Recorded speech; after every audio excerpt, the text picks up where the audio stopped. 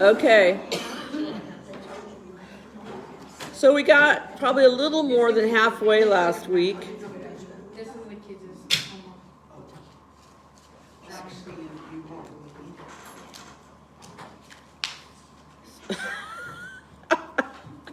So we got a little more than halfway, I think, last week, right? Just a little bit more. At least I think I know where we're starting tonight. Second page, Genesis 37:14. Yeah, that one's good. I remembered well. So we were discussing, we're on the back side of that one sheet.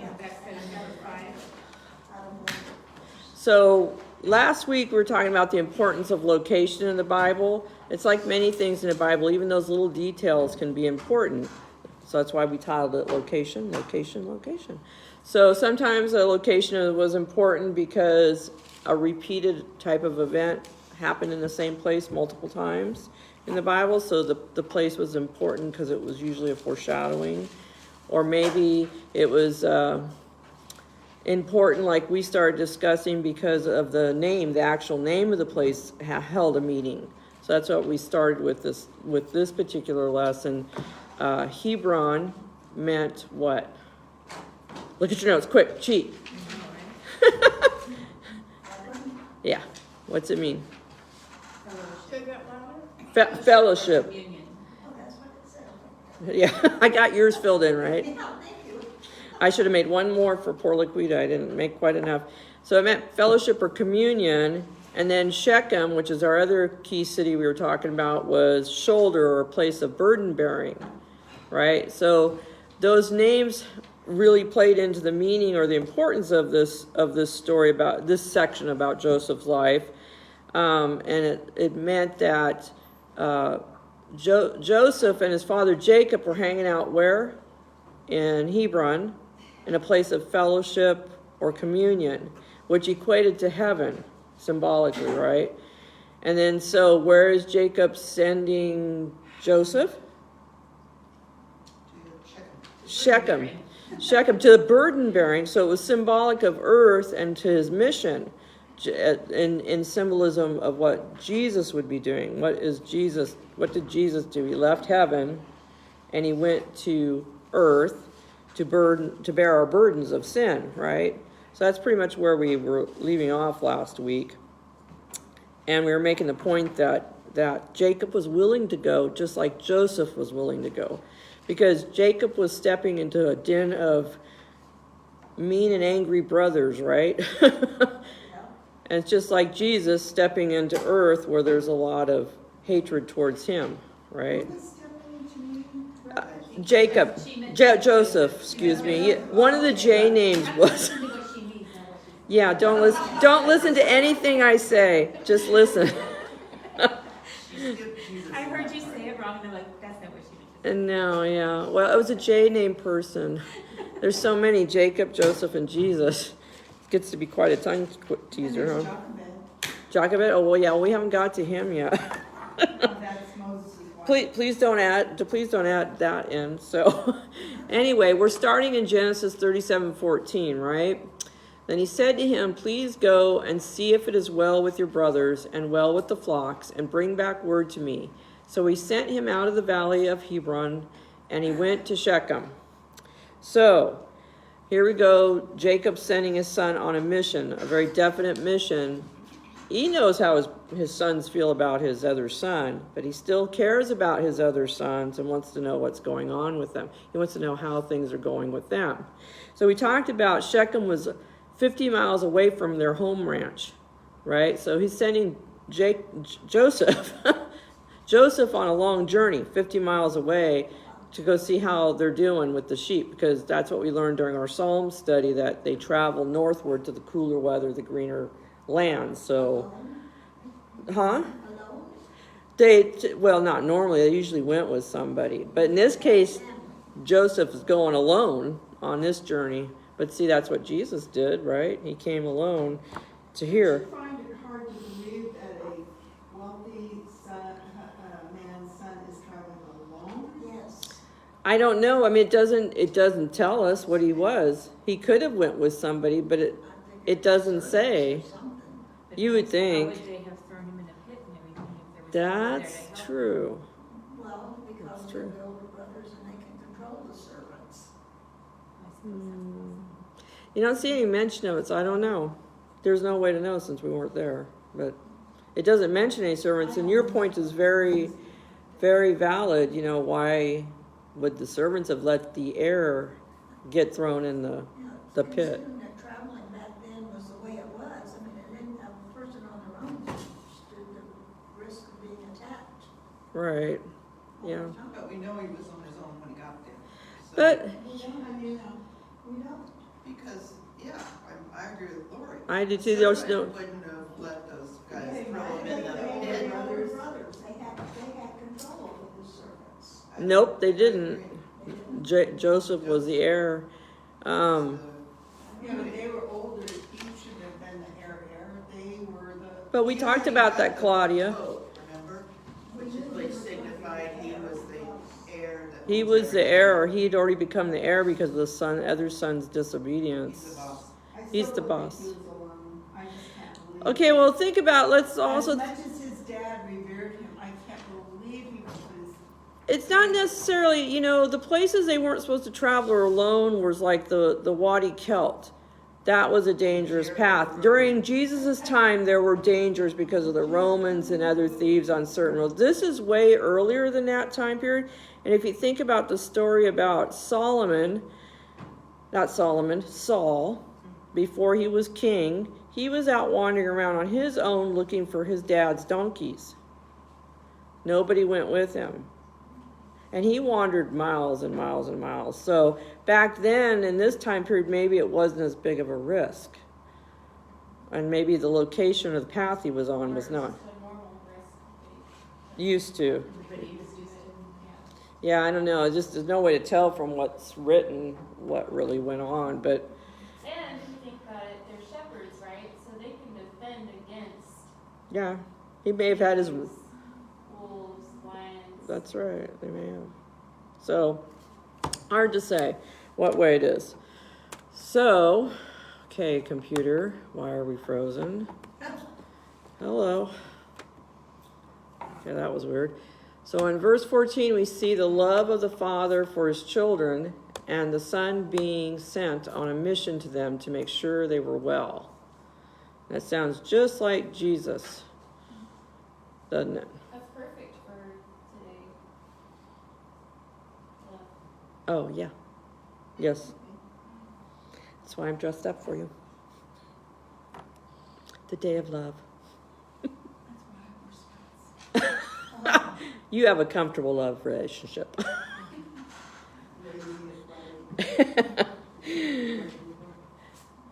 Has everybody got that? Okay. So John 3:17 says, "For God did not send his Son into the world to condemn the world, but that the world through him might be saved." We just had this verse yesterday. And I planned this way out ahead of a long time ago. This is something we're supposed to get. Apparently. Apparently God's got this all planned out. Timing and everything. So just a reminder about what Jesus did. He came to the world to save the world, right? And then 1 John 4:10, "And this is love, not that we loved God, but that he loved us and sent his Son to be the propitiation for our sins." And you see how it seems Jacob's still a dad. He still loves his kids, even though they're bad. It's just like we love our kids when they're just disobey. Nobody heard that, did they? That was a really fast response, wasn't it? But we still love our kids, you know, even when they're bad. I mean, I've seen parents just keep loving their kids when they're extremely, extremely bad, right? We don't stop loving our kids. They're our kids. And Jacob still loved his boys, even though they were always getting into trouble. But he sent his one son that he was fond of to go look in on his other boys. Same thing that God did with Jesus. He sent him here to take care of us, right? So, the next verse in Genesis is Genesis 37:15. "Now a certain man found him, and there he was, wandering in the field, and the man asked him, saying, 'What are you seeking?'" Now this is an odd little verse in the middle of the story, don't you think? Joseph's getting near Shechem, right? He's somewhere 50 miles from home, just wandering around.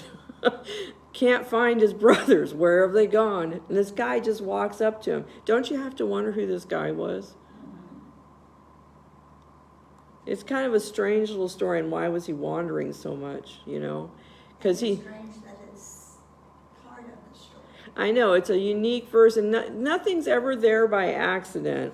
Whether we totally understand why this little spot is here or not, some have said that this man may have been an angel sent to guide Joseph along on his way, which is an interesting theory.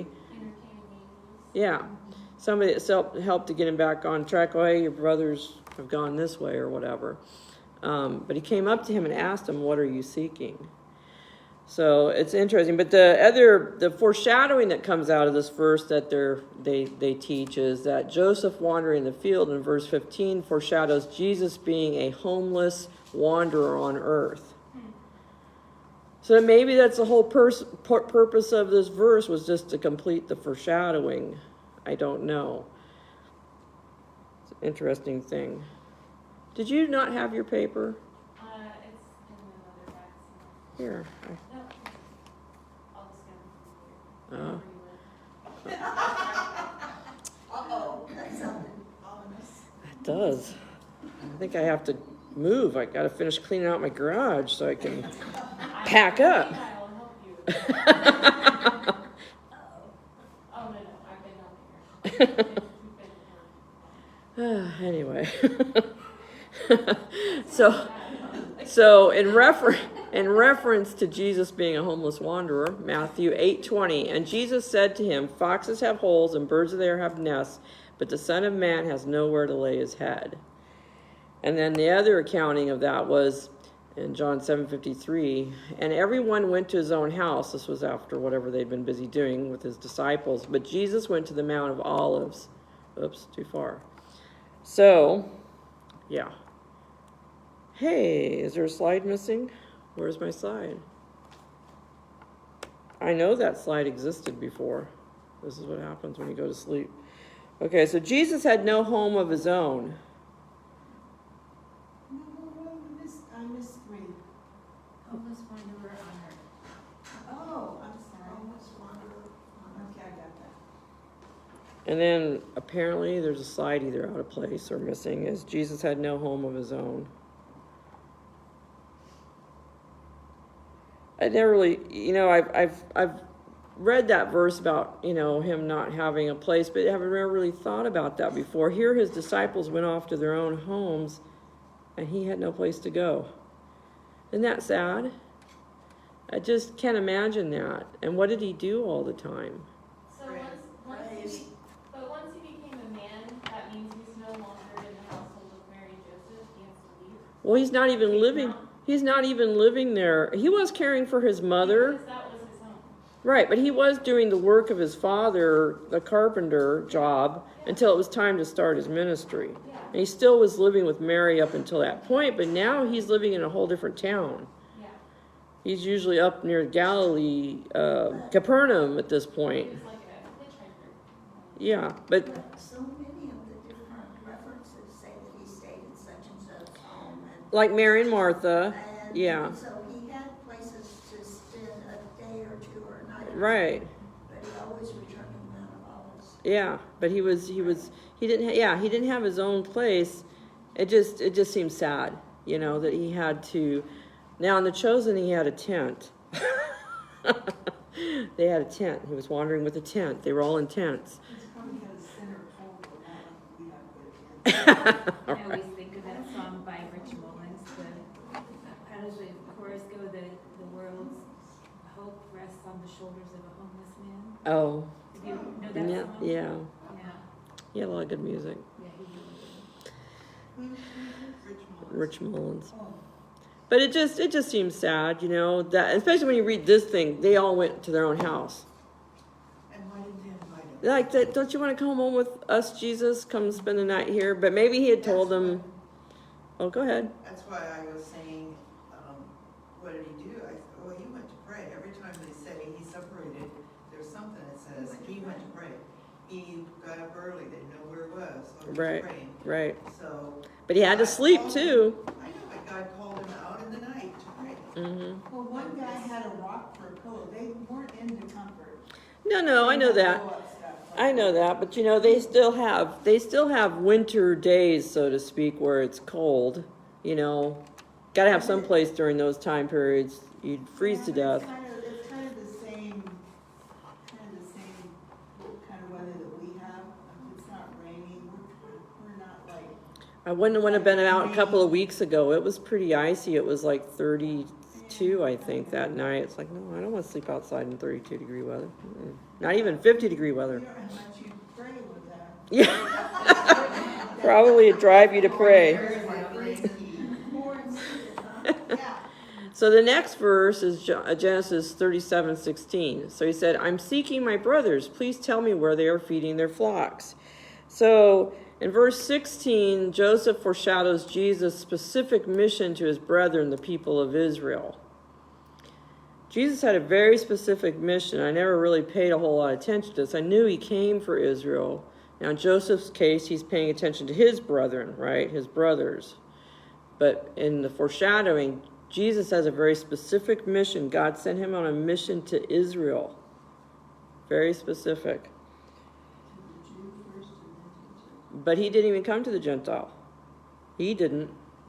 He didn't. The disciples were for the But Gentiles. he said that, but he didn't say it. He didn't say it? He did not. He wasn't. His mission was to the Jews. He didn't say to the Jew first and then to the Gentile? And the woman I'd have to said- look up who said. Isn't that Paul? But no, Jesus said it. Did he say it? And the woman that had asked him for it said, even the dogs give the crumbs. Actually, that's what we're going to read in a second. But you're going to. Jesus said that. No, wait though. What his mission is. His mission. Not what his end purpose is, but what his mission is. His mission was to the Israelites. So this is the verse you're talking about. Matthew 15:24. But he answered, well, listen to the specific one. But he answered and said, I was not sent except to the lost sheep of the house of Israel. This is Jesus talking. This is his specific mission. That's true. His mission. Okay? Right. A commission. Exactly. That's where we get it. There we go. So, just like Jacob sent Joseph on a very specific mission, only to his brothers, just to see what was going on with them and to see, bring back a report. Jesus was sent on a very specific mission, and he admits it here in Matthew 15:24, which is part of the story that you're talking about, Claudia. You go backwards into verse 21. Then Jesus went out from there and departed to the region of Tyre and Sidon. And behold, a woman of Canaan, she's a Gentile, came from that region and cried out to him, saying, have mercy on me, O Lord, son of David. My daughter is severely demon-possessed. But he answered her not a word, and his disciples came and urged him, saying, send her away, for she cries out after us. But he answered and said, I was not sent except to the lost sheep of the house of Israel. Then she came and worshipped him, and saying, Lord, help me. But he answered and said, it is not good to take the children's bread and throw it to the little dogs.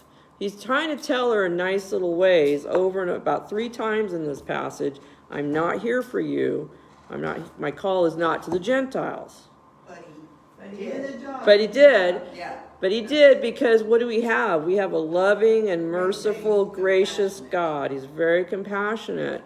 So he hears, and at that time heard the Gentiles, even though that was not his focus. His focus was to redeem his people, right? Yeah, he Couldn't reach. deny the woman at the well. Right. He loved everyone. He loved everyone, which is what we talked about last week, and then Terry talked about. He's so repetitive.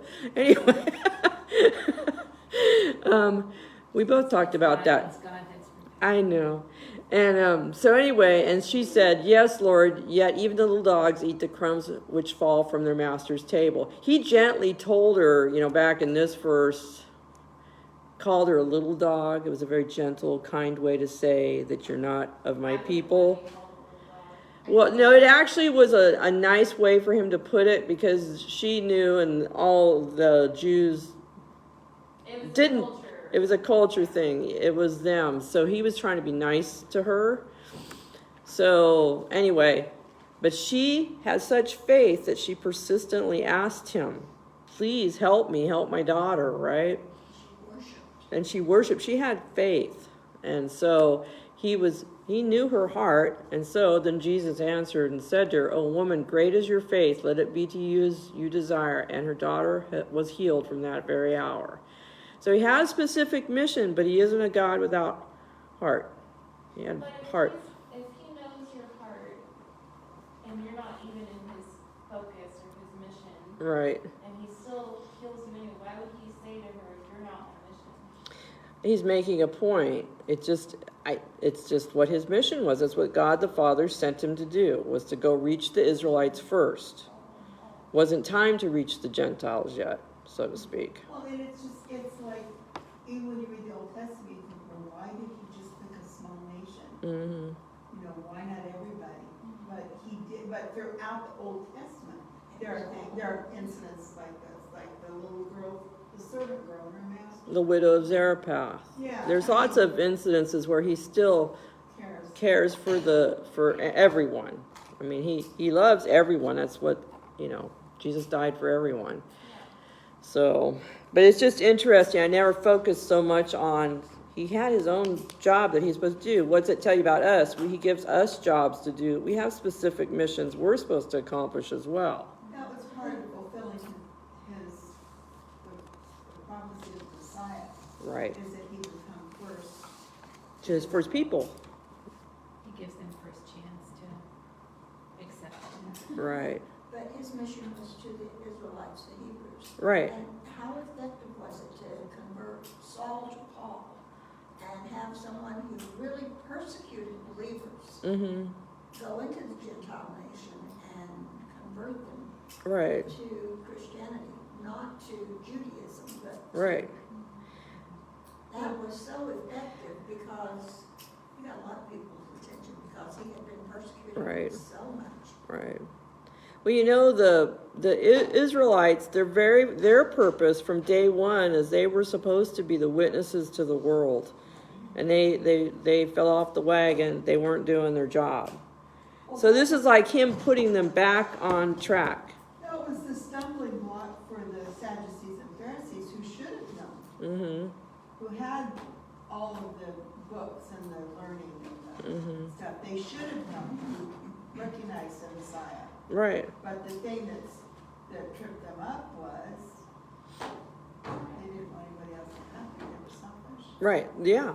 And I think We do the same I thing. was gonna say that, that's all of our condition. We don't share. I remember this and I remember one of the things that really got me was God has no grandchildren. Well, being raised by a Christian mom and in the church and, have this Christian heritage and with my grandfathers and stuff. And I thought, well, I know that didn't save me, but that really got to me. Saying God has no grandchildren, realizing the individuality of salvation, I guess. Being raised in a Christian home was kind of deceptive. It kept me a little naive about a lot of things spiritually, Yeah. I think. And so I think, that's the problem, is that even though we're Baptists, there will be other people there. Oh, right. And you might be really surprised. We will be very surprised about a lot of things, I think. I was just thinking that part too.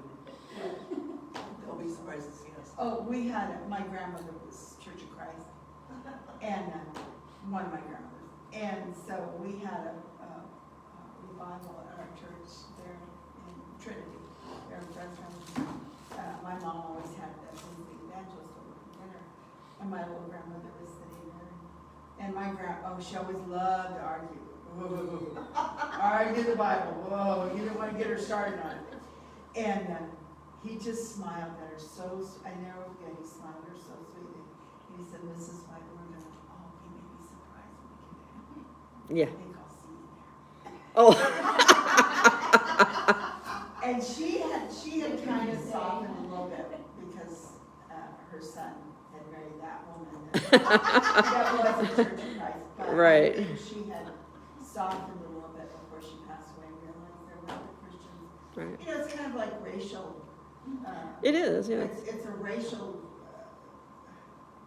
what am I trying to think of? Prejudice. Prejudice. Yeah. It's a prejudice, and I just think God must get so sad Hmm. when he knows it. Well, we didn't start out with 20 million denominations. There was No, one. we start out with 20 million Baptist things, northern, southern, eastern. No, but I'm saying, White. no, what I'm saying is, in the beginning, there was no denomination. It was one church. We couldn't get along. Yeah, that's the problem, because, I mean, even the Baptists in their own section can't get along. Nobody, It's the Catholics, and then they were corrupt. yeah, And all the Protestant denominations Mhm. came after that. right. And it's just sad. It's not the way, this is not what God intended. God did not intend all these different churches. It's not the right way, and it's sad. But anyway. So the next verse, Genesis 37:17. And the man said, they have departed from here, for I heard them say, so he was pretty close by if he heard them say, let us go to Dothan. So Joseph went after his brothers and found them in Dothan. So they've headed on, keep moving the sheep northward. So Dothan means, because we're continuing our location subject, Dothan means law or custom.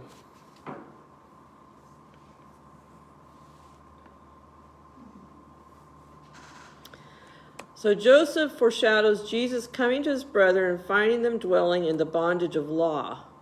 The law of Jehovah had degenerated into the customs of the Pharisees. 600 of them. Yeah, lots of laws. Oh, wait, I won't turn it yet. It's just interesting how these towns all had these names, their meanings.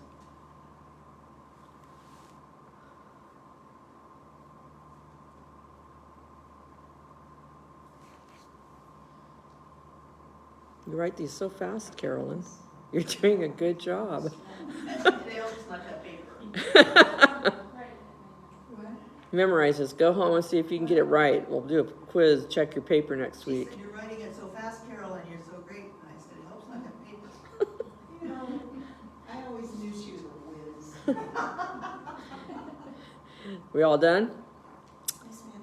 Okay, so Mark 7:8 says, for laying aside the commandment of God, you hold the tradition of men, the washing of pitchers and cups, and many other such things you do. This was Jesus' comments to the Pharisees and such, because they were so caught up in their rules and their laws.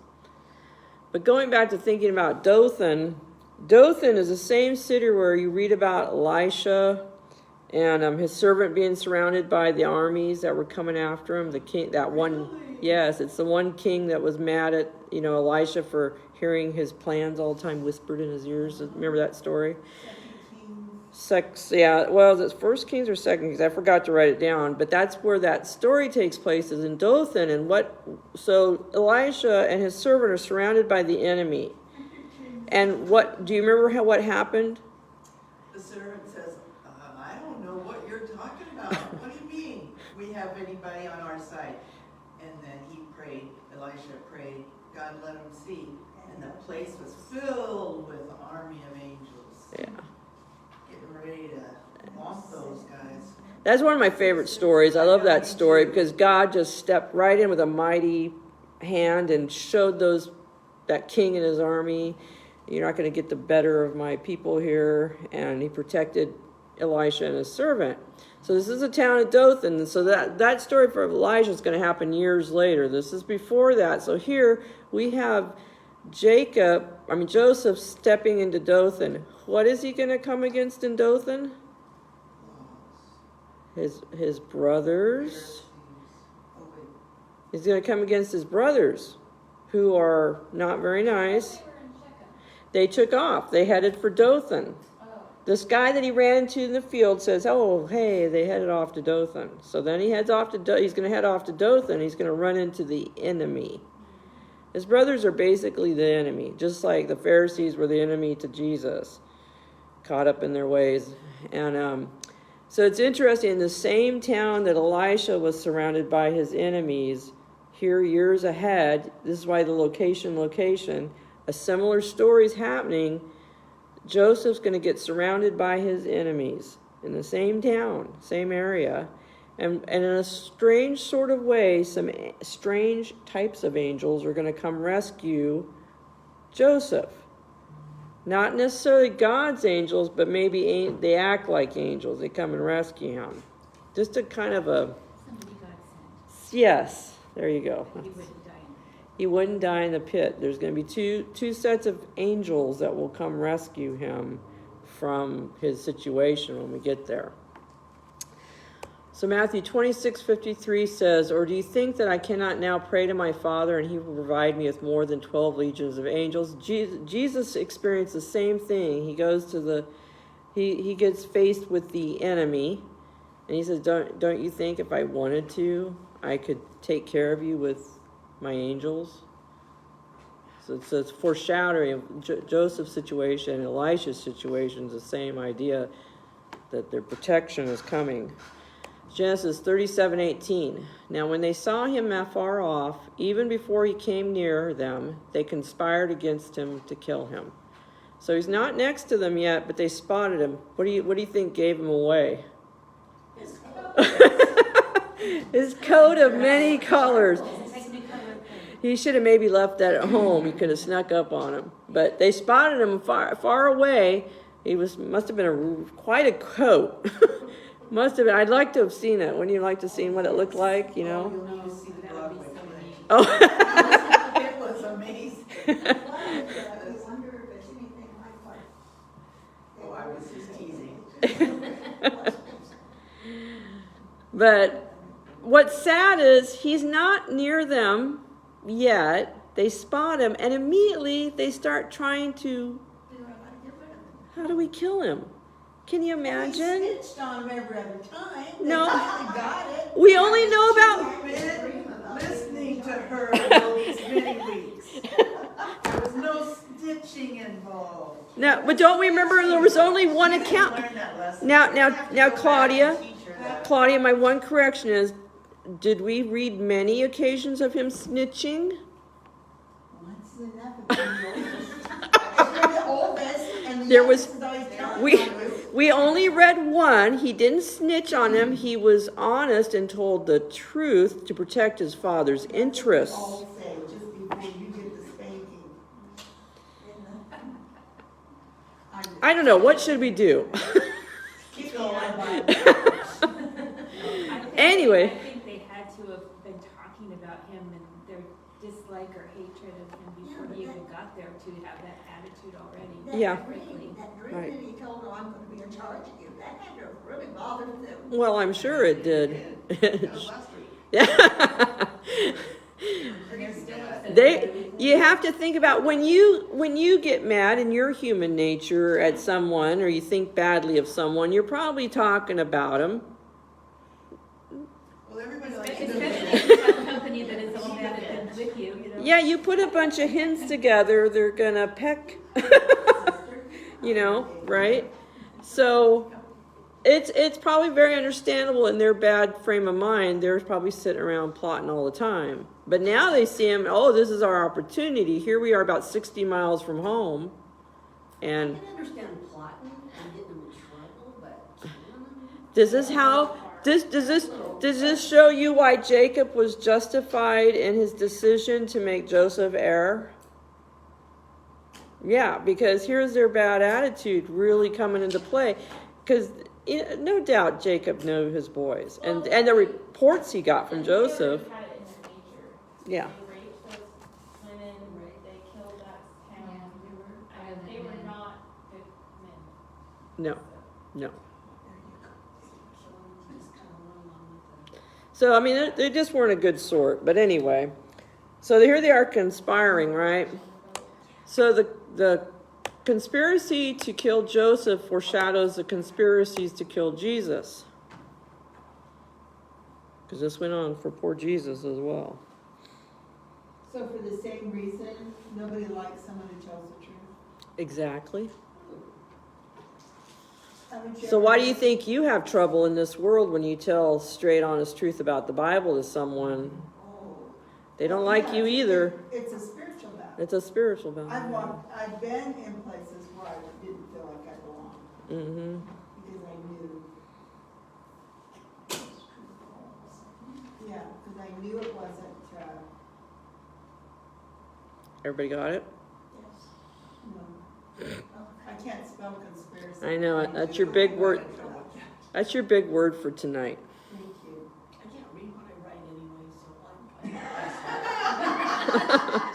I'm. That's the key. Yes. So we need to get you on an iPad version of this, right? I don't know if my typing's any better, so. But maybe iPad's typing. Yeah, Oh, recorded and have it. yeah, that's Oh, how there it's you filled go. in. That's kind of cheating. It feels like we'll let you cheat. Whatever. Okay. So we read a couple of times in Jesus' life where they conspired to kill him. One time was Matthew 2:16. Then Herod, when he saw that he was deceived by the wise men, was exceedingly angry. Sounds like those guys. And he sent forth and put to death all the male children who were in Bethlehem and in all its districts from 2 years old and under, according to the time when he had returned from the wise men. So here's the first time you see when Herod's attempting to kill Jesus. He doesn't want the threat of another king.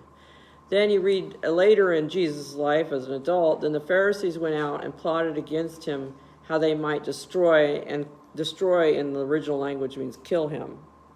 So they were plotting to kill him.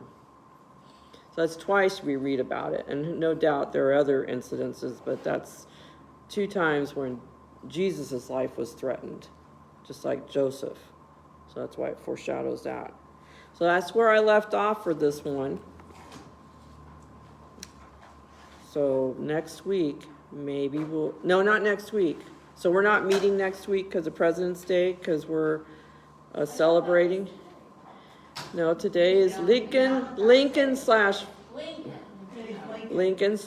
Valentine's. So anyway, that's why we all had our date together tonight. I wore my jewels for you. It's the real federal. Oh, is it a real one? Okay. This one's Watch a out, fake they'll one. change your birthday too, when they're really hard. Or tell us, tear down my statue. All right, ladies.